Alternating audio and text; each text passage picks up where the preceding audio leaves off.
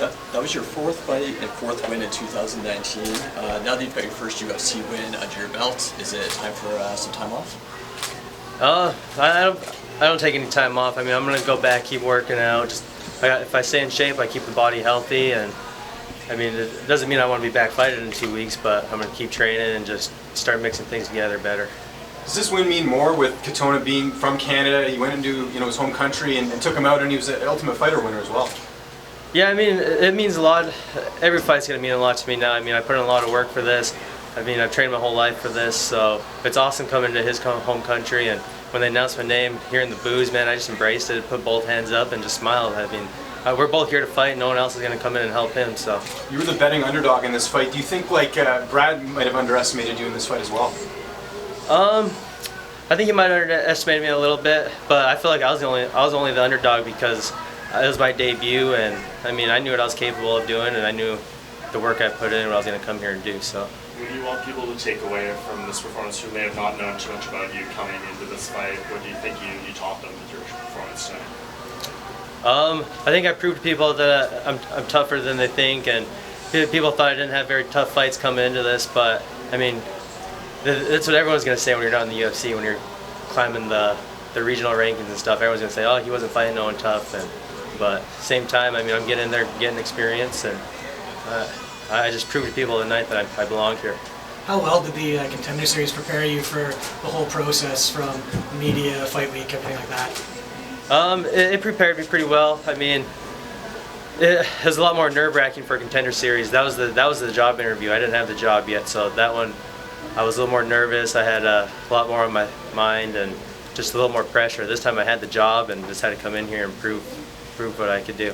Hunter, you say you were less nervous for this, but I mean, more viewership, more people in the arena. How come that doesn't affect you? Why is this easier than the Contender Series? I mean, I wrestled my whole life. I've been under bright lights. I've lost, had to come back, and I love performing under the lights.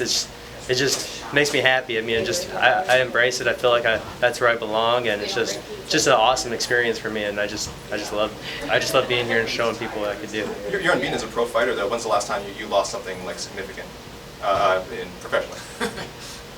Well, I haven't lost yet in professional, and this is the only sport I've been professional in. So, I mean, I've lost plenty of times in wrestling, and I mean, I've had injuries, I've had losses, I've bounced back from a lot of things. So it's just part of life. Everyone does. So you just get back up and just keep going the next day. You're a veteran of LFA, and I don't know if you heard, but Access TV actually dropped LFA going forward. The future's kind of uncertain. What was your reaction? I don't know if you heard that or not.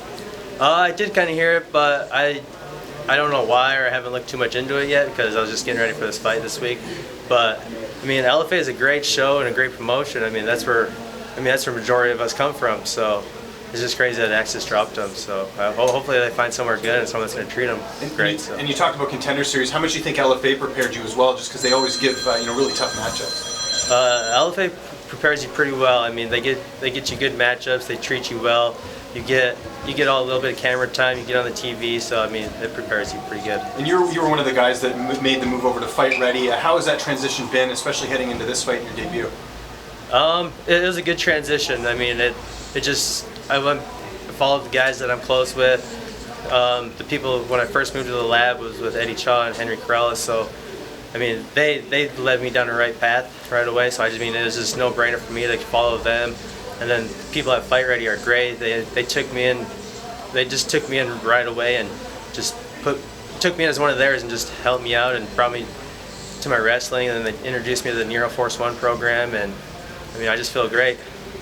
You're from a small town in Montana. How big is it to bring a UFC victory to Montana?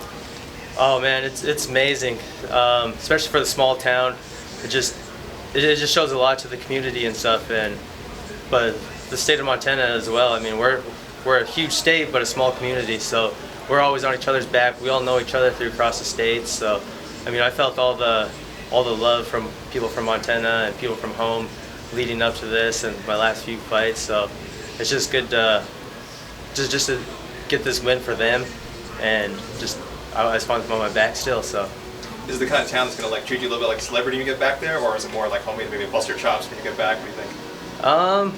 No, I mean, It's a small community. I'm super close to everyone. I mean, they're happy for me. They're gonna embrace and treat me great, but at the same time they would treat me great no matter what. And they're just all like family to me. So we're gonna go out and just like nothing happened, and we're gonna enjoy our time.